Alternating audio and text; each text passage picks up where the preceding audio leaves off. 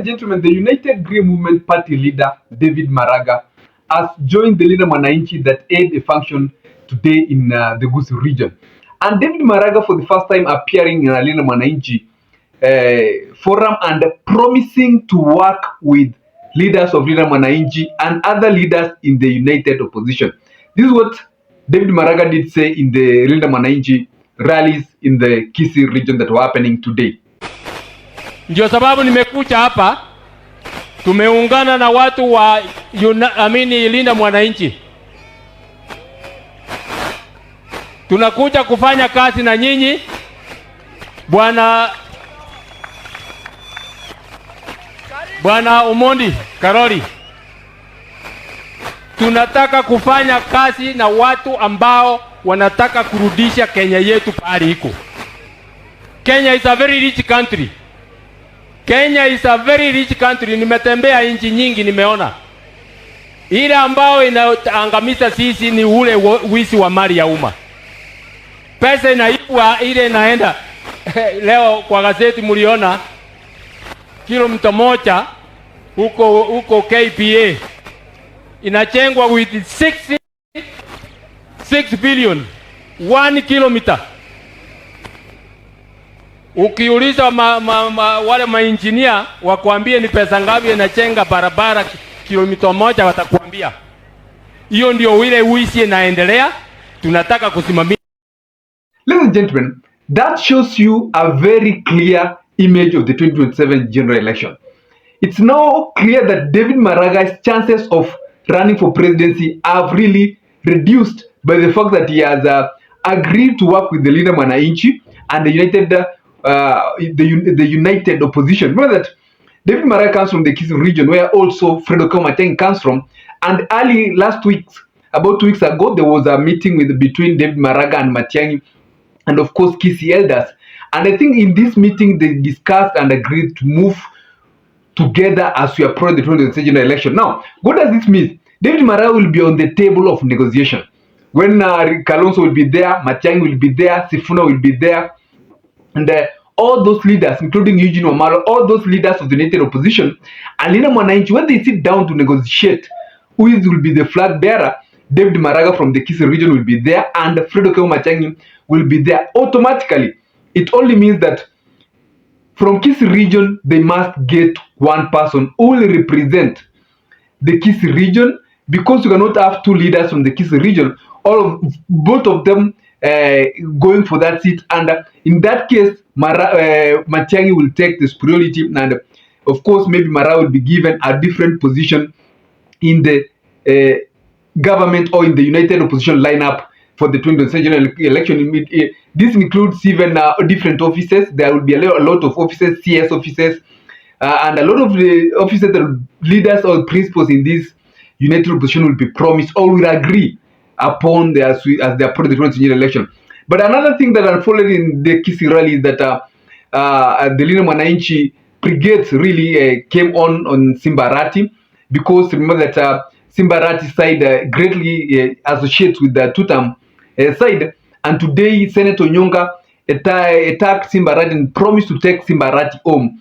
And ladies and gentlemen, one thing I know from the Kisii region is that there is a great chance, there is a great possibility that if Ezekiel Machogu and Richard Onyonga sit down and agree on a single gubernatorial candidate, and with the influence of Maraga and Matiang'i from that region, and including leaders like Anton Kibagendi, Simbarati will have a rough time to secure his second term because of this,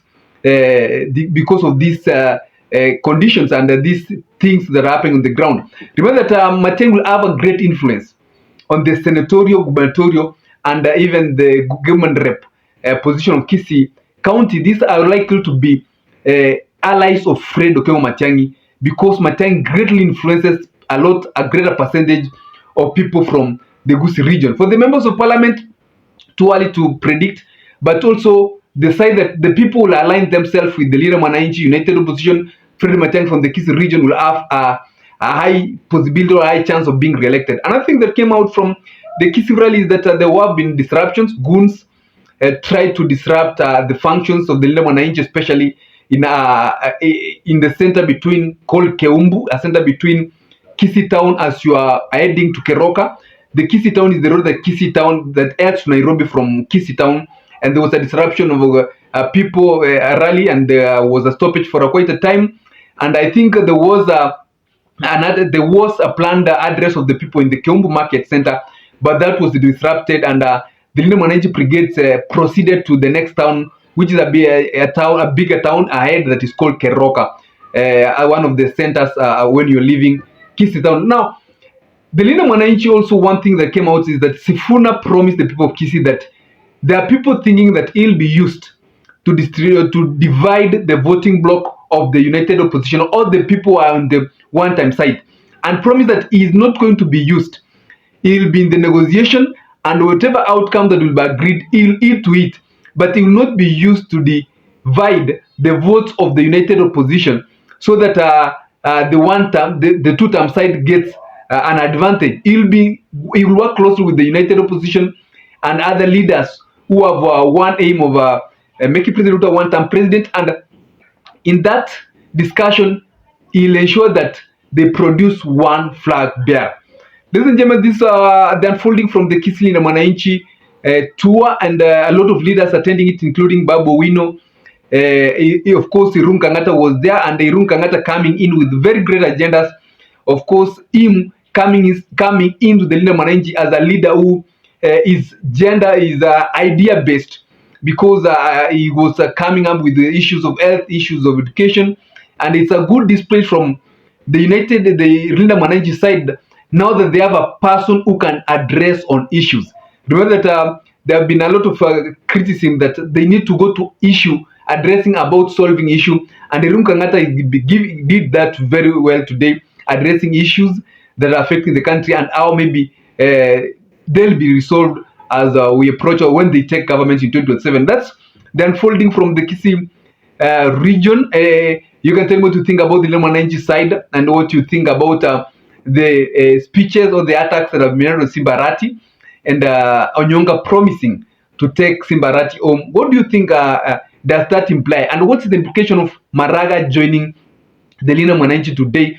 Does it add a hinge to Maraga's presidency, or it's a good indication that Maraga and Matiang'i are going to be united as we approach the 2027 general election? That's all for today. You can tell me what you think about this analysis. I'll take my time to read and give you a response. And in case you're for the first time, it's because of you this platform is where it is today. And I always appreciate your effort, I appreciate your support, and I always appreciate your comments, because it's your comments that makes us improve and make this platform grow. We are almost approaching 5,000 subscribers. It will be a very good start for the platform. Have a nice day. Stay safe whenever you are, and let's meet next time.